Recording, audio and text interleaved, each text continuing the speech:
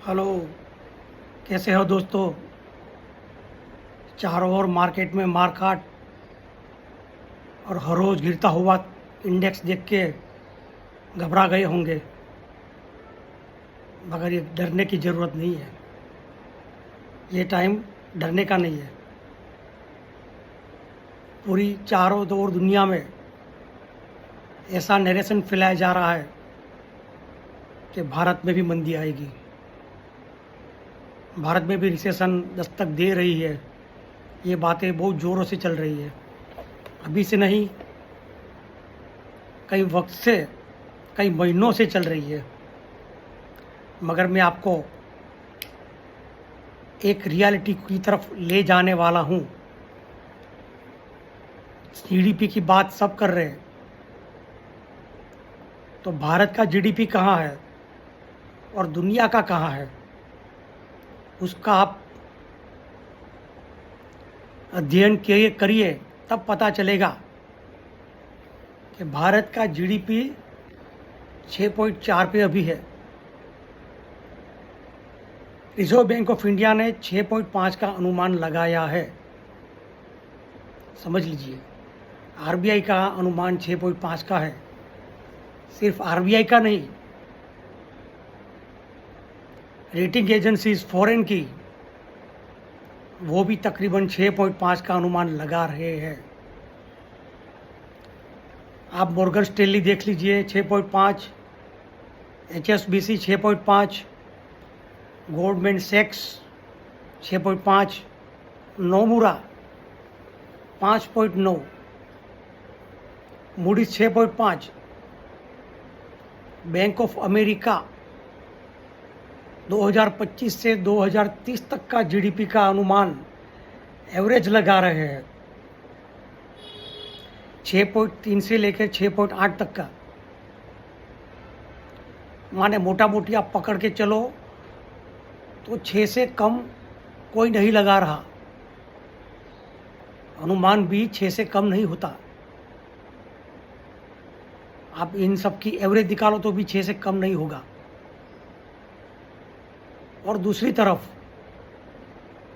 China का GDP देखिए कितना है, 4.8। अमेरिका का देखिए कितना है, अमेरिका का जीडीपी 1.9 है। यूरोपियन यूनियन का जीडीपी देखिए कितना है, 1.3। इन सबसे ऊपर हम लोग हैं। इन सब की जीडीपी से हमारी जीडीपी ऊपर है और ऊपर रहेगी। ये हम नहीं कहते, पूरी दुनिया कहती है। फिर ये डर कैसा? ये डर का माहौल क्यों फैलाया जा रहा है, आप समझिए। जब पूरी दुनिया की जीडीपी 5% के नीचे रहने वाली है और भारत की जीडीपी 6, 6.5 से ऊपर रहने वाली है, तो फिर ये डर क्यों फैलाया जा रहा है? जबकि हमारे मैक्रोस धीरे धीरे सुधर रहे हैं। आरबीआई ने लिक्विडिटी जो टाइटनिंग थी वो कम की।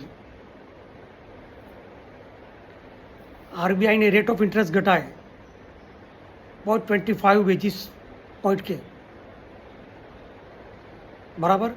और अगले दिनों में, अगले महीनों में और रेट कट आने वाले हैं। यहाँ का इन्फ्लेशन काबू में है। इन्फ्लेशन के डेटा आप देखिए, आखिरी जो डेटा आया 3.61 का डेटा आया, जो आरबीआई के अनुमान से भी कम है। आरबीआई का अनुमान 3.5 से 4 के बीच का है, हम तकरीबन उसके नज़दीक जा रहे हैं। इसलिए अगले महीनों में और रेट कट आएंगे। फिर कैसा डर है? ये समय डरने का नहीं, संभलने का है। अगर आपकी एसआईपी चल रही है तो बंद करने का टाइम नहीं या घटाने का टाइम नहीं है, ये एसआईपी बढ़ाने का टाइम है।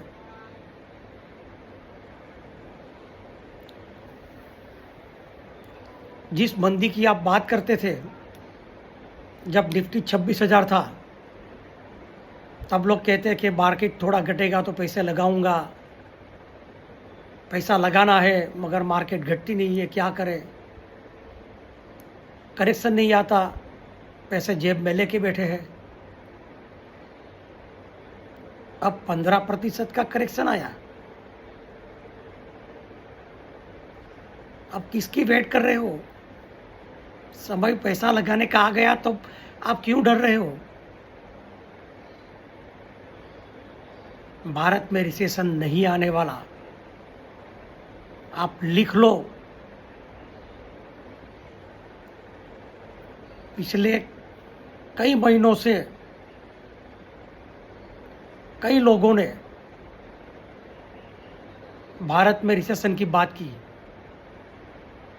और ज़बरदस्ती हम पे रिसेशन थोपा जा रहा था, तब भी भारत का बाजार और भारत के मार्केट रिसेशन में नहीं गए हैं, ये हकीकत है। बड़े बड़े अर्थशास्त्री यहाँ से और बाहर से, अमेरिका से बहुत बोल रहे थे भारत को तोड़ने के लिए, मगर भारत टूटा नहीं है और टूटेगा भी नहीं। ये समय हिम्मत से खड़ा रहने का है।